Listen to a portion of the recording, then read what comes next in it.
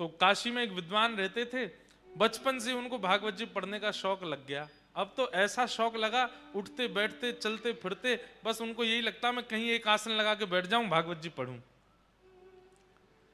परिवार के बच्चों के साथ खेलने भी जाते तो बच्चे खेलते, वो बैठ के अपने भागवत जी पढ़ते रहते। सब लोग गंगा स्नान के लिए जाते, वो गंगा स्नान करके तुरंत भागवत जी पढ़ने लगते। सब ब्याह में गए, वो पीछे बैठ के भागवत जी पढ़ते रहते। इतना भागवत जी के प्रति आदी हो गए कि कोई और कामकाज उनको भाता नहीं था। घर वालों ने कहा ब्याह करा दो इसका, अपने आप बुद्धि ठिकाने आ जाएगी। कोई काम नहीं करता, धंधा नहीं करता, पूरे दिन ये किताब सी पढ़ता रहता है। किताब नहीं है, साक्षात कृष्ण है भागवत जी। घर वालों ने विवाह करा दिया।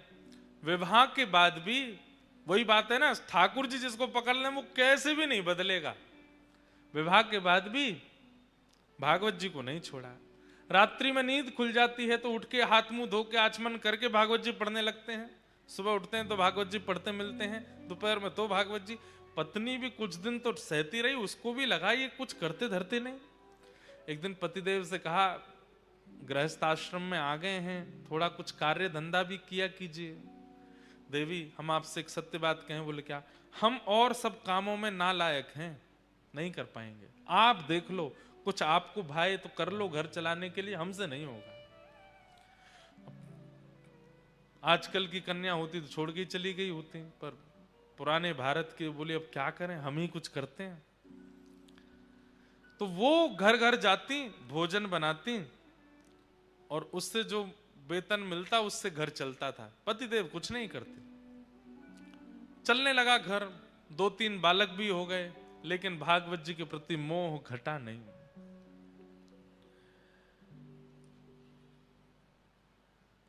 एक दिन कुछ संत आए घर में।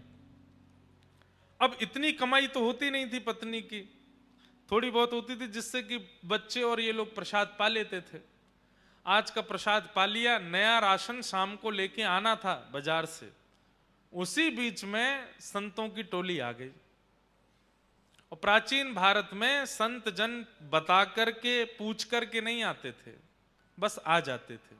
और द्वार पर आकर के बस प्रार्थना भी नहीं, द्वार पर आकर के बस कहते थे कि हम इतने संत हैं, हमारी व्यवस्था करो। अब घर, उस समय के भारत के लोग पूछते भी नहीं थे, व्यवस्था करते थे। संत आए, संत आ गए, आकर के घर में बैठ गए। पत्नी ने प्रणाम किया, पतिदेव भी आए, प्रणाम किया दोनों ने। बोले भगवान बड़ी कृपा। बोले हम 12 मूर्ति संत हैं, अयोध्या से आए हैं काशी दर्शन करने। आपके घर के बाहर तुलसी वन देख करके, गैया देख करके हमको लगा कोई विप्र ब्राह्मण हैं, हम 12 संत प्रसाद पाएंगे, तैयारी करो। अब पत्नी दौड़ी रसोई में, पीछे से ब्राह्मण देवता भी आए, देवी बनाओ। बोलो कहां से बनाए, सब तो खत्म हो गया, राशन लेकर के आना है। तो बोले 2 पैसा ले आए राशन। बोलो कहां से दें, सब खर्च हो गया इस महीने का,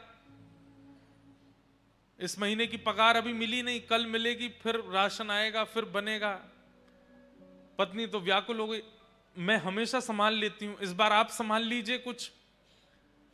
अब पतिदेव बोले देवी तुम तो जानती हो हम तो कुछ करते धरते नहीं, हम पे तो 1 रुपया भी नहीं है, कैसे हम कैसे संभालें, कुछ तो कीजिए। कहीं से भी संत जन बैठे हैं, इधर जामे उधर जामे सब, लेकिन कोई व्यवस्था नहीं बनी। बहुत देर हो गई तो संत समझ गए कि यहां कोई व्यवस्था नहीं है, संकोच में ये हमसे बोल नहीं रहे हैं।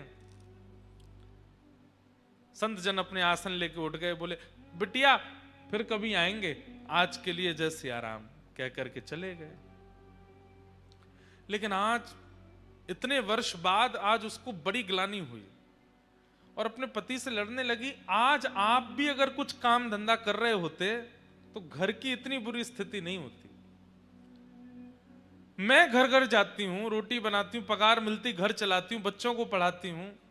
अगर आप भी कुछ कर रहे होते तो कम से कम इतनी व्यवस्था तो होती कि कभी संत महापुरुष आ जाएं तो प्रसाद पवा दें। बस पूरे दिन भागवत जी भागवत जी भागवत जी। अरे बचपन से अब तक आप इतना भागवत जी का अध्ययन करते आए हैं, क्या दिया भागवत जी ने हमको? कुछ भी तो नहीं। आप कहते हैं इनको किताब मत बोलो, पुराण मत बोलो, ग्रंथ मत बोलो, कृष्ण है। कृष्ण है तो देते क्यों नहीं कुछ भी? इतना जीवन आपने समर्पित कर दिया, अपनी पत्नी का ध्यान नहीं रखते, बच्चों का ध्यान नहीं रखते, अपने पूरे खानदान का ध्यान आप नहीं रखते, पूरे दिन वो कृष्ण रूपी भागवत में लगे रहते हैं। क्या दिया भागवत जी ने हमको? जिस घर से संतों को भूखा जाना पड़ता हो, ऐसे घर में भागवत जी को मैं कृष्ण नहीं मानती। देवी ऐसा मत बोलो, तुम अभी जानती नहीं, वो साक्षात श्री कृष्ण है। मैं जब अध्ययन करता हूं मुझे नृत्य करते हुए, बोलते हुए श्री कृष्ण दिखाई देते हैं। तो ऐसा है, फिर आज एक काम कीजिए। बोले क्या? अपनी उठाइए भागवत जी और चले जाइए, घर में संभाल लूंगी, बच्चों को मैं संभाल लूंगी, सर्वस्व आपकी भागवत जी हैं। जिन भागवत जी के कारण हमारे पति की स्थिति ऐसी, संतों को भूखा जाना पड़े, मैं उनको अब घर में नहीं रखने दूंगी। इतनी बड़ी बात हो गई। पत्नी के इतना बोलने पर पतिदेव बोले, दुनिया कृष्ण को घर में बुलाती है, तुम घर से निकाल रही हो। देवी इससे ज्यादा अब मैं सुन नहीं सकता, अब तुम रहो अपने बच्चों के साथ प्रेम से, मैं चलता हूं। अपनी पोथी उठाई और रोते बिलखते, ब्राह्मण देवता मेरे कृष्ण हैं, मेरे ठाकुर जी हैं, हृदय से लगा करके निकल गए। गंगा के तट पे जाके बहुत रोए, बोले मुझे कुछ भी बोल देती, मेरे को मार भी दे, पीट भी दे, मैं सह लूंगा। हे ठाकुर जी, हे भागवत जी, आपके लिए क्यों कहा? जब रोने लगे वो ब्राह्मण देवता, भागवत जी को हृदय से लगा के, ठाकुर जी से सहन नहीं हुआ। ठाकुर जी मनो विचार करने लगे, भैया ये 40-41 वर्ष के हो गए ब्राह्मण, और जब से इन्होंने होश संभाला तब से केवल भागवत जी का ही अध्ययन किया, भागवत जी का ही पाठ करते हैं, कुछ काम कुछ भी नहीं, सब कुछ मुझे अर्पित कर दिया, और आज भागवत जी के लिए 2 शब्द गलत सुन के घर से ही निकल गए। मैं जाऊंगा।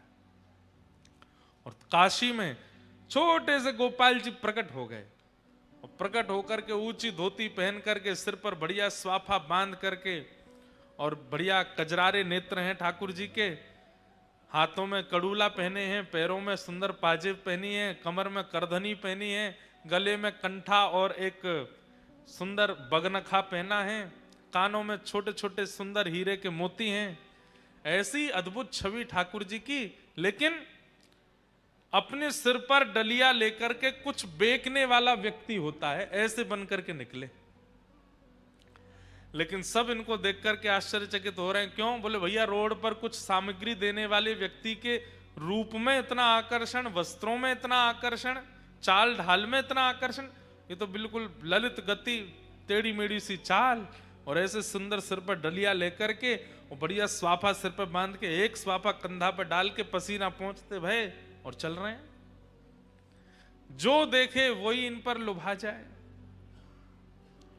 पहुंच गए ब्राह्मण के घर पर, दरवाजा खटखटाया, पत्नी ने जैसे ही द्वार खोल करके देखा, छोटे से गोपाल जी, गदमदरा से हाथ, गदमदरा से पाम, नेक सो पेट निकरो भयो है, गले में सुंदर हार पहने हैं, हाथों में सुंदर मणि के सुंदर कड़ूला पहने हैं, सब चमक रहे हैं।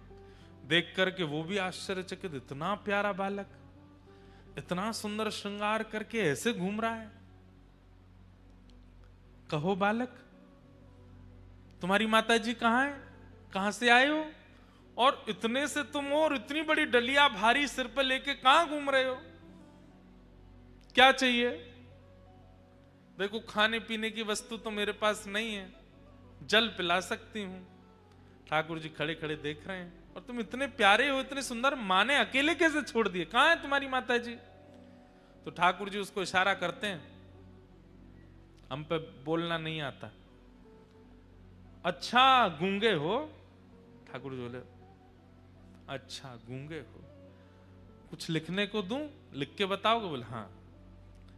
लिखने के लिए कुछ दिया, तो ठाकुर जी उस पर लिख रहे हैं। क्या लिखे? बोले आपके पति जो हैं उनका मैं सेठ हूं,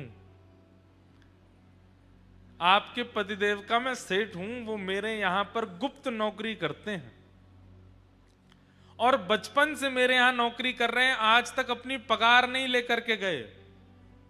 आज मुझे कैसे भी करके पता चला कि उनको धन की बड़ी आवश्यकता है, तो 12 वर्ष की आयु से लेकर के 41 वर्ष की आयु तक उन्होंने जितना भी मेरे यहां कार्य किया उसकी जो पगार होनी चाहिए वो सब लेकर के आया हूं, आपके द्वार पर रख करके जा रहा हूं,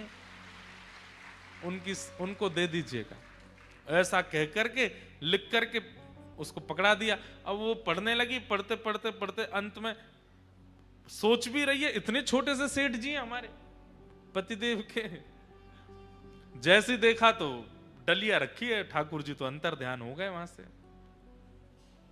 डलिया के ऊपर से जैसे ही वस्त्र हटाया, ऐसी ऐसी मणियां रत्न आभूषणों से जड़ित, और इतने सुंदर सुंदर उसमें स्वर्ण के आभूषण, मणियां, हीरे जवाहरात सब चमक रहे हैं।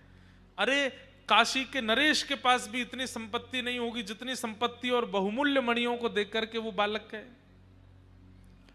पत्नी की तो आंखें खुली रह गई, बोले कि पतिदेव इतनी बड़ी नौकरी करते थे, आज तक नहीं बताया। डलिया उठाने लगी तो उठी नहीं, बच्चों को बुलाया, 3-4 बच्चे स्वयं लगे तो जैसे तैसे खिसका के भीतर लाए। इतनी धन संपत्ति देख करके पत्नी तो बड़ी व्याकुल हो गई। छोटे वाले बालक को भेजा, जाओ पिताजी को ढूंढो, गंगा के तट पर होंगे, उनसे कहो जल्दी हमें लौट करके, माँ ने बढ़िया पकवान बनाए हैं घर में। बालक दौड़ा दौड़ा गया तो वहां पर भागवत जी का पाठ कर रहे थे, अश्रुबिंद गिर रहे हैं।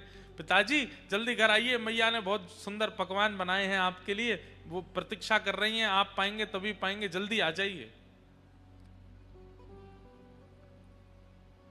ब्राह्मण देवता सोचने लगे, लड़ने के बाद पकवान कौन बनाता है घर में?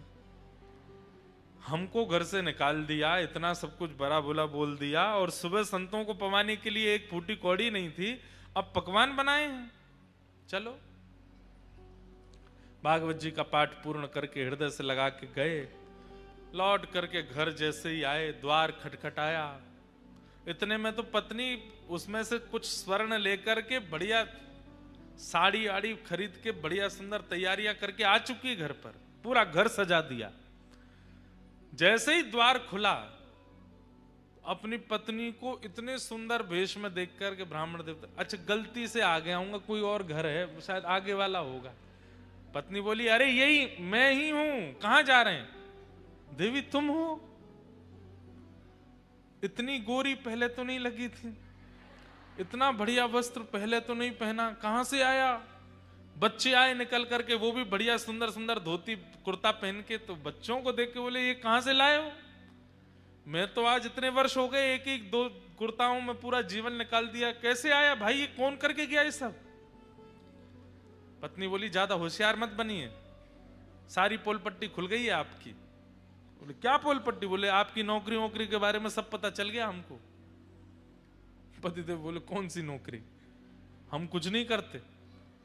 अच्छा आओ भीतर आओ। भीतर ले जाकर के डलिया रखी थी कमरे में, खोल के दिखाया, देखिए रत्नों की चमकाहट देख करके बोले, देवी कहां से चोरी करके लाई हो? बोले चोरी नहीं करके लाई हूं, आपका मालिक आया था, गूंगा मालिक। और एक बात बताइए, इतना छोटा, हमारे बच्चों से भी छोटा था वो, उसको मालिक, लेकिन क्या सुंदर उसका वर्ण, आहा क्या कड़ूला पहने थे, सिर पर क्या सुंदर पाग बंदी थी, उस पर मोती के हार, गले में कंठा, कौंधनी, पैरों में पाजेब, थोड़े थोड़े नील वर्ण के सा अंग। अब ये पत्नी बोलती जाए और पत्नी, ठाकुर जी का चिंतन पतिदेव के चित्त में आ रहा है कि निश्चित ठाकुर जी आए। देवी तुम्हें कैसे पता? उन्होंने बताया। बोले को लिख के दे के गए हैं। जब बोले मुझे दिखाओ कहां लिखा है। पर्चा दिया तो पत्र देखा, उसमें जितनी लिपियां थीं वो लिपियां देखते देखते वो आपस में मिलने लगी, और मिलते मिलते मिलते मिलते वो समस्त लिपियां एक आकृति बनाती हैं, और उस आकृति में नन्हे से गोपाल जी सिर पर डलिया रखे ऐसे खड़े हैं, वो एक आकृति प्रकट हो जाती। नेत्र सजल हो गए, बेहोश हो गए ब्राह्मण देवता। होश में आए तो रोने लगे। देवी वो कहां गए, कहां चले गए, बच बताओ ना। अरे सेठ जी हैं, तुम्हें तो पता होगी कहां है। अरे वो सेठ मेरे नहीं है, पूरे विश्व के सेठ हैं। साक्षात ठाकुर जी आए थे।